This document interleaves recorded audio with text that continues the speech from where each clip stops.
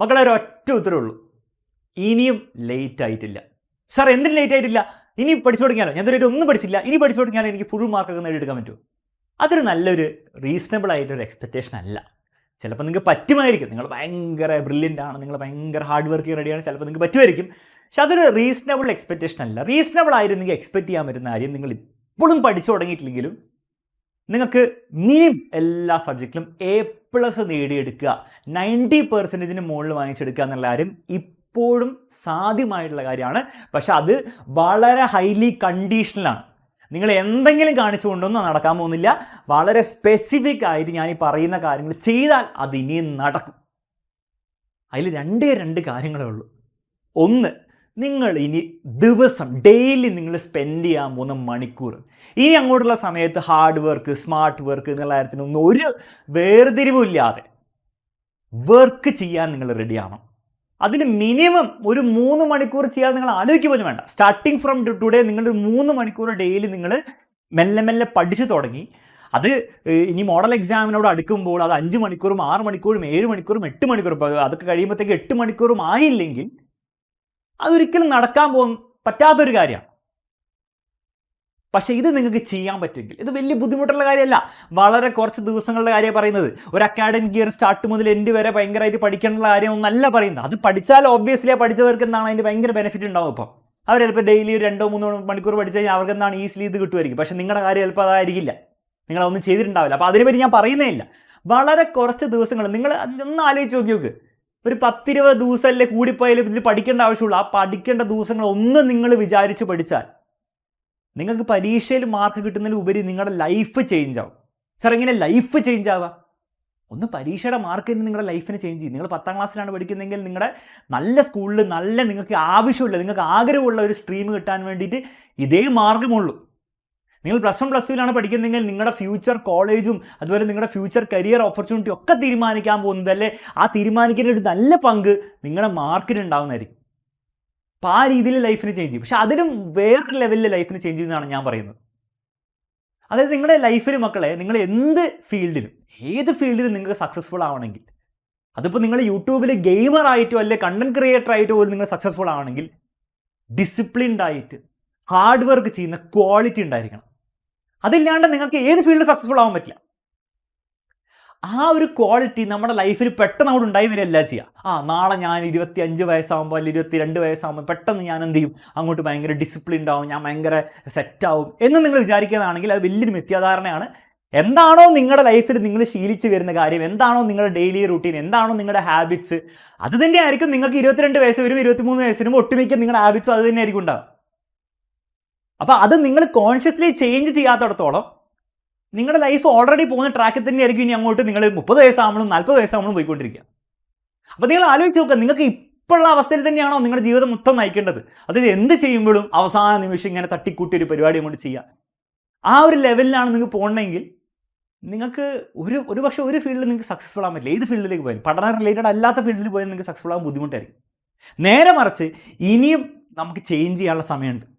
ഇപ്പോൾ scientifically speaking 25 age വരെയെങ്കിലും brain ഭയങ്കര മാല്യബിളാണ്. Brain നിങ്ങൾക്ക് ഇഷ്ടമുള്ള പോലെ നിങ്ങൾക്ക് ചേഞ്ച് ചെയ്യാൻ പറ്റും. പക്ഷെ അത് ചേഞ്ച് ചെയ്യുന്നത് നിങ്ങളുടെ ആക്ടിവിറ്റീസ് ആയിരിക്കും, നിങ്ങളുടെ ചിന്തകളായിരിക്കില്ല. ഞാൻ അങ്ങനെ ചെയ്യാം ഇങ്ങനെ ചെയ്യാം എന്നുള്ള ചിന്തകളായിരിക്കില്ല, നിങ്ങൾ എന്ത് ചെയ്യുന്നു എന്നുള്ള കാര്യമാണ്.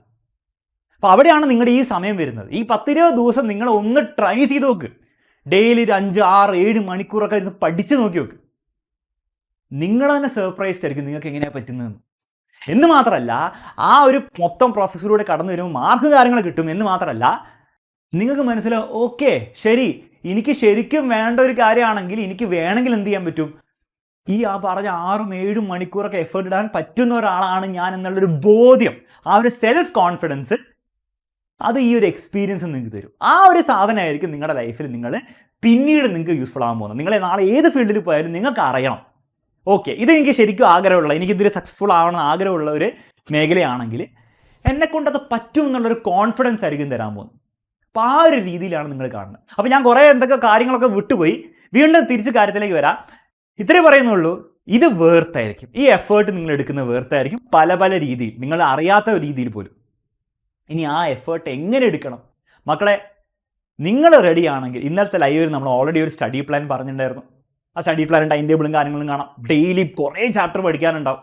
ആ ചാപ്റ്റേഴ്സ് നിങ്ങൾക്ക് പഠിക്കാൻ മാത്രമല്ല, പഠിപ്പിക്കാൻ വേണ്ടി ടീച്ചേഴ്സും ഉണ്ടാവും. നമ്മളും കുറേ എഫേർട്ട് എടുത്തിട്ടാണ് ഓരോ ടീച്ചേഴ്സും നിങ്ങൾക്ക് വേണ്ടി വന്നിട്ട് ഈ പറഞ്ഞ പോലെ 2 മണിക്കൂർ ഈ ലൈറ്റ് ഉള്ള ഈ റൂമിൽ വേറെ ഒരു ഡിസ്ട്രാക്ഷനും ഇല്ലാണ്ട് ഫുൾ ഫോക്കസ്ഡ് ആയിട്ട് ക്യാമറയിൽ നോക്കി കാര്യങ്ങൾ പറയാൻ, പരീക്ഷയിൽ വരുന്ന കാര്യങ്ങൾ മാത്രം പറഞ്ഞ് ക്ലാസ് എടുക്കുക എന്ന് പറഞ്ഞാൽ it is not very easy. ഒരു സ്ട്രെസ്ഫുൾ ആയുള്ള കാര്യമാണ്. ഒരു പക്ഷേ ടീച്ചേഴ്സ് ഇവിടെ വന്നിട്ട് ചിരിച്ച് ഇങ്ങനെ ഭയങ്കര രസമായിട്ട് സംസാരിക്കുമ്പോൾ നിങ്ങൾക്ക് തോന്നുന്നത് ഭയങ്കര സിമ്പിൾ ആയിട്ടുള്ള കാര്യമാണ്. പക്ഷേ നാളെ നിങ്ങൾ ഇവിടെ വന്നിട്ട് എടുക്കുമ്പോൾ ഭയങ്കര ബുദ്ധിമുട്ടുള്ള കാര്യമാണ്. അതിങ്ങനെ നോൺ സ്റ്റോപ്പ് എടുക്കുകയാണെന്ന് പറഞ്ഞാൽ അതിനുപരി ബുദ്ധിമുട്ടുള്ള കാര്യമാണ്. പക്ഷേ നമ്മളത് എടുക്കാൻ റെഡിയാണ്.